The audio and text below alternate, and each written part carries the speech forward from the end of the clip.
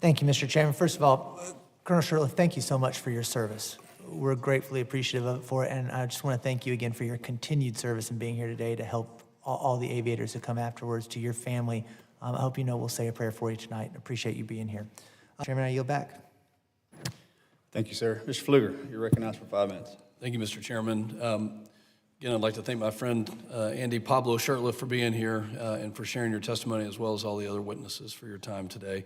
Today, we have 3 peer-reviewed aviator cancer studies that have occurred in the last 4 years, and their findings are in full agreement.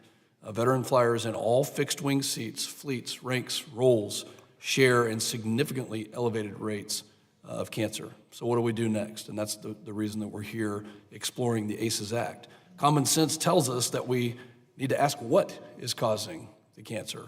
And there's no other study underway or planned except for the ACEs Act that can help our veterans with the why of their cancers. And we certainly will not obtain this information from another cancer incidence study that reconfirms the high rates of cancer. We know that. Now it's about the why, it's about the what's causing it.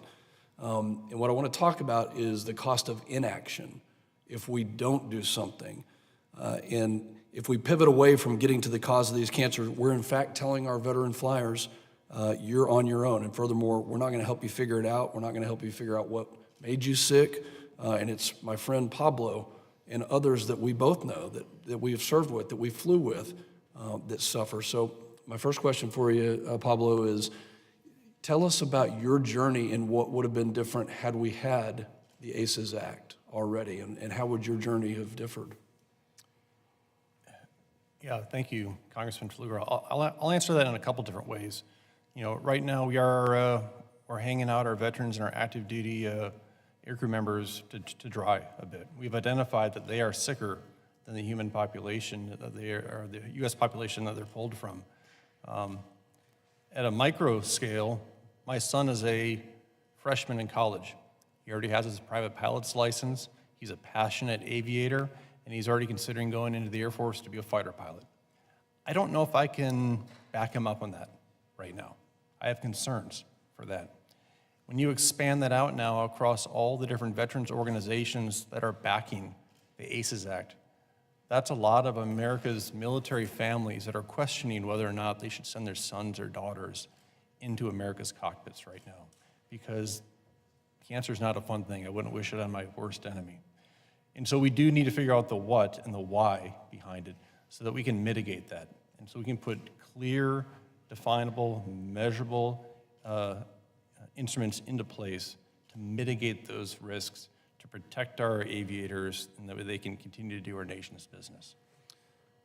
What a great point, you know, and when we think about it from the family members of those who have children that want to go serve, you know, are we prepared? Do we believe that our country is doing everything they can? And I want to say thank you to the VA in advance. I know they're going to testify here, and thank you, Mr. Chairman and Ranking Member, for this opportunity.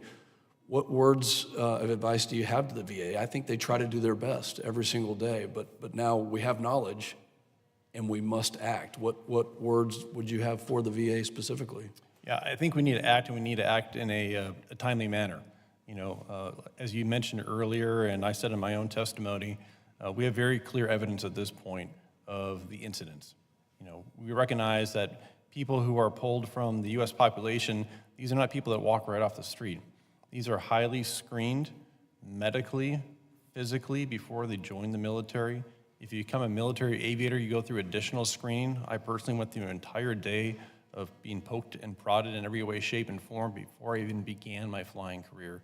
So I was a healthy, incredibly healthy individual when I entered at 22 years old, and less than 20 years later, I had stage 4 cancer. So there's something wrong there, so we need to act. And we know there's something going on, we just need to figure out what that is. And again, that's why we need to work together between the National Academy of Sciences, who's being directed to conduct this study, work with the VA on the study, and then report back to the appropriate agencies on what actions we need to take. This is anecdotal, and not to put you on the spot with math in public, but both of us know many of our friends that have gone through these battles. I mean, any estimate or idea of how many friends that we both know that you've served with that have gone through cancer at a very early age in their lives? I know of dozens.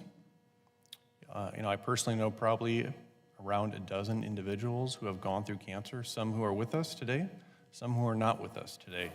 And when I think about it on the civilian side or outside the military aircrew population, for those who are under, say, 50 years old, I know two. I know two people, and one was a baby. So the statistics are there, and it's very, very personal to me. I lost a squadron commander who died of cancer just a few years ago. And every once in a while, I'll get a phone call say, "Hey, Pablo, I just found out I have cancer. What do I do?" So it is very, very personal, and it happens day in and day out. Thank you for testifying, for your courage, for the fight that you're going through right now, and for being here today. Mr. Chairman, I yield back. Thank you, Mr. Pfluger. Thank you. Colonel Shurtleff, thank you for your service, for your sacrifice, and for being here with us today. I'm so sorry to learn of your diagnosis, but I'm heartened by your resolve and of working with your friend and my colleague, Representative Pfluger, on the ACES Act. Both of my grandfathers were pilots in World War II, and I have tremendous respect and admiration for aviators and recognize the unique risks that you face in your military service. You and Representative Pfluger got into this a little bit, but I'm wondering if you could share a little bit more your perspective on how additional research into cancer rates among aviators and aircrew could help identify some of the unique health risks associated with flying, and also how would you suggest making such research complementary to ongoing initiatives at VA and DoD? I think it's incredibly important to identify the what and the why that's causing the cancer. The sooner we do that, the better. We've spent, since 2021, proving time and time again that there is a higher incident rate among our aircrew. It's funny, when Congressman Pfluger and I learned to fly, and throughout our flying career, we were always taught to maneuver our aircraft in relation to the threat. Understand your threat environment and mitigate those threats as best you could to accomplish your mission. We talked about surface-to-air missiles, enemy aircraft, air-to-air missiles, and things like that. We never talked about what could be happening within our own cockpits, within our own aircraft, that could be making us sick. And so the quicker we understand and can clearly identify what those threats are within our own cockpit, within our own operating environment that is unique to military aviation, the quicker that we can protect our aircrew, regain the faith of our aircrew in our government, and allow them to continue to serve the way they want to defend our nation. Thank you. You know, your comments about your son hit me particularly hard. My husband's an Army combat veteran. He comes from a long tradition of military service, as many military families do, and continue that tradition. And I think your hesitation about encouraging your son speaks volumes, and we need to listen to that. I wish you and your family all the best. My prayers to you, and thank you for your testimony.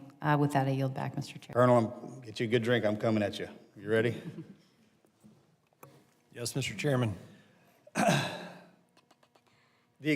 Okay, so the exam that you were given when your doctor called you, like, hey, you have cancer and you're stage 4, was that an annual exam, or was there something specific that you went in for? Is this something that the aviators will get while they're on active duty and yours just happened to hit?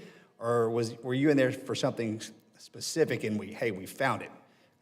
As far as exit strategy goes, I can only speak for myself, but they weren't diving over barrels to get me to go to all these exams before they were like, hey, appreciate you later. Right. And before I answer, Chairman Luttrell, I'd be remiss if I didn't recognize and thank you and your family's service to our nation. On behalf of my family, thank you. No, my cancer was discovered not during a routine exam, and I will echo your statement that military aviators would rather not see the doctor, because the doctor is one of the few people in the world that can ground them and prevent them from doing the thing that they love, which is fly. And so that's a culture that we'll need to overcome within the military. My cancer was discovered not during a routine exam, but because I was seeing my doctor for another issue. I had some pain in my lower back, is what it was. And I was doing some physical therapy, and they ordered a x-ray. And in the x-ray, a very sharp captain in the Air Force, the technician, notice a occlusion, as they call it, in my lower left area, and said it could be part of the colon, but we don't know. And so, of course, I was busy with work, and it was 3 months before I came back, did another x-ray, that occlusion was still there, and then after a CT scan, that's how they found the cancer. So there lies the most important question in the room, is how do you convince a culture? My previous career is the same mentality. How do you prevent it? How do you convince the culture that this is going to be necessary? Because the last thing after going everything that you and every other pilot has to go through to get in that aircraft is to have somebody who's not a pilot take them away. Right. I think the culture is already shifting. I've seen it on active duty. We now have dedicated pilot gyms, nutritionists, physical therapists that are helping the pilots address issues in a supportive, health way, and not grounding them as doing so. And that culture is already shifting. So That's I think good. It's gonna have to be them that's on board. And we Yes. can legislate that all day long. But if they don't want to, you know the deal. I mean, if you're a veteran, you understand exactly what I'm saying. Well, just tell you, hey, we're not gonna show up. Yeah. And then inevitably, bad things will most certainly happen. But thank you again for your service.